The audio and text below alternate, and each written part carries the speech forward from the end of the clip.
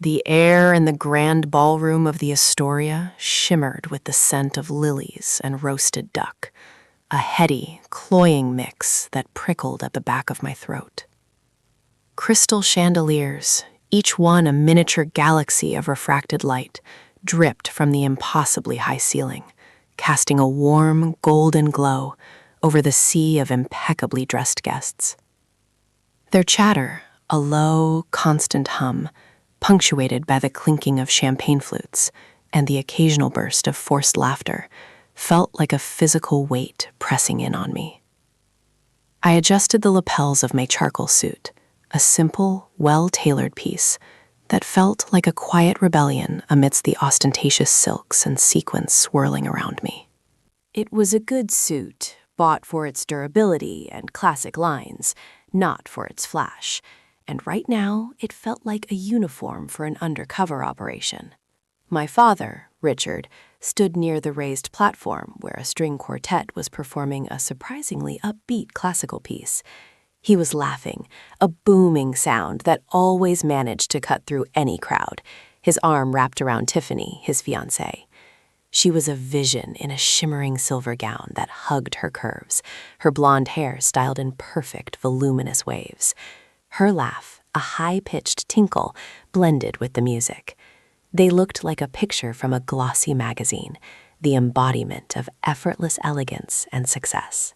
And I, their quiet observer, felt like a smudge on the pristine page. I took a deep breath, the lilies still assaulting my senses, and began to navigate the labyrinth of round tables and mingling bodies. Each step on the plush crimson carpet felt deliberate, almost heavy. I could feel eyes on me, or perhaps it was just my own anxiety projecting. I wasn't used to these kinds of events. My world, for the past few years, had been one of early mornings, late nights, the hum of servers, the frantic energy of development teams, and the quiet satisfaction of spreadsheets balancing. This opulent display felt utterly alien. "Michael, there you are, son," Dad's voice boomed, pulling me into his orbit. He detached himself from Tiffany, his eyes crinkling at the corners as he smiled, a genuine warmth that always managed to momentarily melt my guarded exterior. He wrapped me in a bear hug that smelled of his familiar cologne and expensive champagne. "You made it. I was starting to think you'd gotten lost in the city." "Traffic was a bit rough, Dad," I replied, trying to sound casual, my voice a little rougher than I'd intended. I pulled back, offering him a small, tight smile. Tiffany stepped forward, extending a perfectly manicured hand, her long, painted nails glinting under the chandelier light. "Michael, darling, it's so wonderful to finally see you. You look, well, very smart." Her smile was wide, but her eyes, a sharp, assessing blue, seemed to skim over my suit, lingering for just a fraction too long on its understated fabric before moving to my face. It was the kind of compliment that felt backhanded, a polite way of saying, "You're dressed, but you don't quite fit in." "Thank you, Tiffany. You look radiant," I offered, a truthful observation. She truly did. Her happiness was palpable, almost blinding. "Isn't she just?" Dad beamed, squeezing her hand. "We're so thrilled you could be here. This is a big night for us." He glanced around, his gaze momentarily distant, already scanning for other guests. "Listen, I need to go greet the Harrisons. They just walked in. You two get acquainted, okay? There's plenty of food and drink. Don't be shy." And with a pat on my shoulder, he was off, Tiffany's hand in his, leaving me standing alone, a glass of lukewarm champagne suddenly appearing in my hand thanks to a passing waiter. I took a sip, the bubbles tickling my nose. It tasted like celebration and a faint hint of regret. I watched Dad navigate the room with ease, a natural host, a man utterly comfortable in his own skin and in this environment. I envied that ease, even as I secretly disdained the superficiality that often accompanied it. So, Michael, Tiffany began, turning back to me, her smile a little less radiant now that Dad was out of earshot. Your father tells me you're still exploring your options? In your career, I mean. Her tone was light, but the underlying curiosity was edged with something else, a barely perceptible condescension. I knew what she meant. Dad, bless his heart, had always been supportive, but he also worried. He knew I'd graduated with honors, but he didn't know the extent of my post-graduation endeavors. He thought I was still bouncing between odd jobs, finding myself, as he gently put it. It was a narrative I had deliberately allowed to persist. My true work, my true success, was a closely guarded secret, one that I felt fiercely protective of. Something like that, I replied, trying to keep my voice even, my gaze steady. I'm keeping busy. She chuckled, a delicate, almost tinkling sound. Well, that's good. Your father's always saying you're a bright boy. Just needs a little direction. He's been trying to get you to intern at his firm, you know. He thinks you'd be a natural in real estate. The irony was a bitter taste on my tongue, sharper than the champagne. My father, a successful real estate developer, had no idea that the firm I actually owned was valued at nearly 10 times his. But I just smiled, a noncommittal shrug my only reply. I wasn't here to make waves, not tonight. I was here for my dad. Before Tiffany could press further, a woman with a sharp bob and an even sharper smile swooped in, her dress of vibrant cerulean that seemed to hum with energy. Tiffany, darling, there you are. Kevin and I were just saying how absolutely stunning you look tonight. Her voice was high, theatrical, and carried effortlessly across the nearby tables. Brenda, Kevin, so glad you could make it. Tiffany's face lit up with genuine delight, and I felt a momentary relief at being extricated from her pointed questions. A man with slicked back hair and a suit that probably cost more than my first car joined Brenda. He had a hearty laugh that seemed to echo Brenda's theatricality. Tiffany, you're a fishin'. Richard is a lucky man. He gave Dad's fiancée a quick air kiss on the cheek. His eyes, dark and beady, flickered to me. A momentary pause before dismissing me entirely. Brenda, Kevin, this is Michael, Richard's son, Tiffany introduced, a slight hesitation in her voice, as if she were unsure how to categorize me. Brenda's sharp gaze landed on me, scanning me from head to toe, a flicker of something unreadable in her eyes. Oh, Richard's son. We've heard so much about you. You're the one who's still figuring things out, right? Her smile didn't quite reach her eyes. Kevin beside her offered a perfunctory nod, already looking bored. I felt a familiar flush creep up my neck.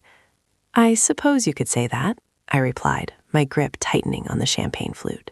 Well, it's good to keep your options open, I always say, Brenda continued, her voice dripping with false sympathy. Not everyone is cut out for the corporate grind, right, Kevin? She nudged him with her elbow. Kevin finally seemed to register my presence. He offered a dismissive wave of his hand. Indeed, some people prefer the artistic path, or simply prefer to take their time. Nothing wrong with that, I suppose. The implication hung heavy in the air. Nothing wrong with being a slacker. Brenda and Kevin are both with Phoenix Innovations, Tiffany interjected, perhaps sensing the shift in the atmosphere. They're absolute powerhouses there. Brenda runs the entire marketing division, and Kevin is spearheading their new AI development. They're doing incredible things. Her pride in her friends was evident, and it only served to underscore the stark contrast she was drawing with me. My heart gave a strange, almost imperceptible lurch. Phoenix Innovations. The name resonated deep within me, a familiar, almost sacred echo. I felt a cold knot form in my stomach, a mixture of recognition and a sudden, sharp, almost predatory amusement. These were my people. Unbeknownst to them, of course. Phoenix Innovations, I repeated, my voice deliberately neutral, perhaps a little too quiet. That's an impressive company. Brenda preened, adjusting her bob.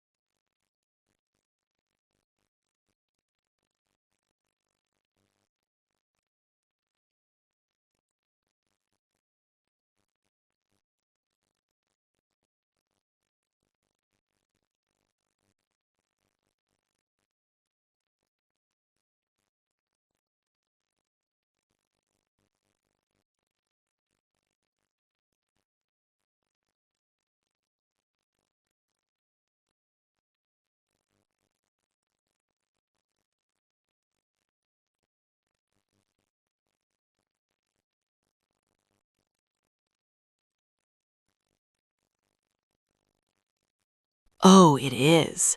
Absolutely cutting edge. We've just landed a massive deal, actually. Our new AI platform is going to revolutionize logistics. It's truly incredible what we're building there. She paused, then looked at me again, her lips curling into a slight, almost imperceptible smirk. Perhaps you've heard of us? We're quite well known in the industry. I've certainly heard the name, I confirmed, a flicker of a smile playing on my lips. It was a struggle to keep my expression bland, to hide the storm of emotions brewing beneath the surface. My hands were clammy, a nervous energy thrumming through me. Kevin chuckled, a short, sharp sound. Heard the name, eh? Well, good for you, Michael. Maybe one day you'll find your footing, too. Perhaps a nice entry-level position somewhere. Our mailroom is always looking for eager young talent. He winked at Tiffany, who offered a polite, if slightly strained laugh. The blood rushed to my ears, a hot wave of indignation. The casual dismissal, the thinly veiled insult, the outright mockery. It was a familiar song, one I'd heard countless times in different iterations. But hearing it from people who, in essence, worked for me, whose paychecks I signed, whose careers I could make or break with a single decision, felt particularly galling. My internal monologue screamed for me to shut them down, to reveal the truth, to watch their smug faces crumble. But I held back, an instinct born of years of quiet observation and strategic planning. The moment wasn't right. Not yet. That's a thought, I managed, my voice a fraction tighter than before. I took another sip of champagne, the bubbles now tasting like pure acid. Brenda, clearly enjoying the dynamic, leaned in conspiratorially towards Tiffany, but loud enough for me to hear. Honestly, Tiffany, it's sweet that Richard worries about him, but some people just aren't built for ambition. It's a dog-eat-dog world out there, you know. Phoenix Innovations isn't for the faint of heart. She glanced at me again, a triumphant glint in her eyes. You have to be sharp, driven, and willing to put in the hours. Our CEO, for instance, is an absolute genius. Built the company from the ground up after the previous owners almost ran it into the ground. A real visionary. You wouldn't believe the sacrifices he's made. She paused, as if expecting me to be impressed, or perhaps intimidated. And for a moment, a profound weariness settled over me. The irony was so thick I could almost chew on it. I had indeed built Phoenix Innovations from the ground up, out of the ashes of a failing tech startup. The sacrifices? Countless. The sleepless nights, the relentless grind, the solitary burden of decision-making, they were all mine. And here were my employees, unknowingly mocking the very person who had given them their impressive careers and their lavish lifestyle. Kevin chimed in, oblivious. Yeah, our CEO is a ghost, really. Keeps a low profile, never shows his face at these big corporate events. Probably too busy running the world from his secret lair, eh? He chuckled, and Brenda joined in, their laughter echoing in the opulent ballroom, a symphony of their own self-importance. I felt a tremor run through me, a primal urge to unleash the truth. My jaw tightened, a muscle in my cheek twitching almost imperceptibly. My eyes, which I usually kept carefully neutral, probably held a glint of something dangerous. I could feel the heat radiating off my face, but I kept my posture relaxed, my hands clasped loosely around the champagne flute. I looked from Brenda's condescending smile to Kevin's dismissive gaze, then to Tiffany, whose expression was a mix of polite discomfort and a hint of agreement with her friends. It sounds like he's certainly effective, I said, my voice low, almost a whisper, but with an underlying edge that I hoped they might pick up on. but they were too engrossed in their own self-congratulatory bubble to notice. "Effective? He's a legend," Brenda exclaimed, throwing her head back in a peal of laughter. I mean, can you imagine? Coming from nothing, taking over a bankrupt company and turning it into a multi-billion-dollar enterprise in just a few years? It takes a certain kind of person, someone with real grit, real vision. Not everyone has that, of course. Her gaze flickered back to me, lingering pointedly on my simple suit, my quiet demeanor. The mockery was no longer subtle. It was blatant, a thinly veiled assault on my character, my perceived lack of ambition, my very presence in this glittering world. My father, still across the room, was oblivious, engrossed in conversation, his booming laugh periodically reaching us. Tiffany, sensing the growing tension, started to look genuinely uncomfortable. My mind raced. How long could I keep this up? How much more could I take? The desire to wipe the smug expressions off their faces was almost overwhelming, a burning need that clawed at my throat. I looked at Brenda, then at Kevin, their faces alight with a self-satisfied glow, completely unaware of the precarious ground they stood on.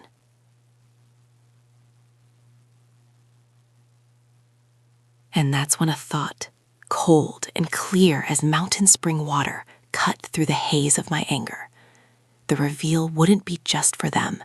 It would be for my dad, for Tiffany, for everyone who had ever judged me, dismissed me, underestimated me. It would be a symphony of vindication.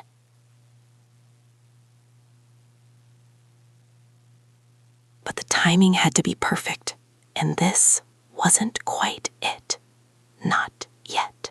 I needed to let them dig their hole a little deeper.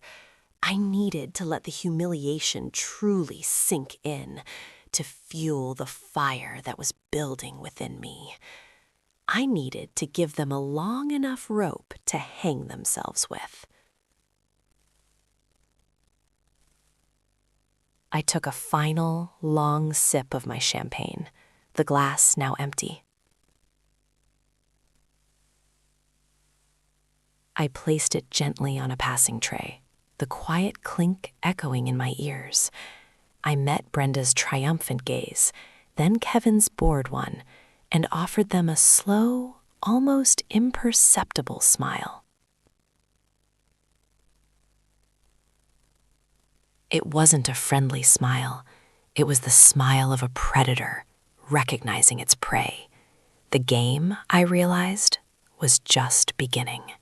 "You know, Brenda," I began, my voice still dangerously calm, but with an underlying current that was undeniably sharper, clearer.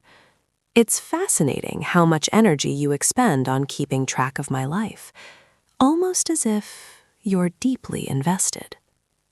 I paused, letting my words hang in the air, watching her reaction. Her smirk faltered. Kevin raised an eyebrow, a flicker of genuine interest finally replacing his bored disdain. "So, let me clarify for you both," I stated, my voice ringing with a newfound authority, an undeniable power. "When you spoke of the host of this evening's grand affair, of the visionary who brought together so many illustrious figures, of the mind behind Ethereum Innovations," I let the name hang in the air, a name that had been whispered in awe throughout the room all evening. Brenda's eyes widened, a dawning horror twisting her features. Kevin's jaw dropped, his face paling to an ashen gray. "You were, in fact," I finished, allowing a triumphant, utterly devastating smile to spread across my face, "talking about me." The absolute silence stretched, thick and suffocating between us. Brenda's mouth opened and closed soundlessly, her face a mask of disbelief and rapidly dawning shame. Kevin, who always had a smirk ready, looked utterly deflated, his eyes darting frantically around the room as if searching for an escape route that didn't exist. My gaze, however, settled on my father. The bewilderment on his face slowly melted into something softer, a deep, resonant pride that touched his eyes first, then spread across his tired features. He didn't say anything, but his slight nod, the almost imperceptible tremor of his lips, spoke volumes.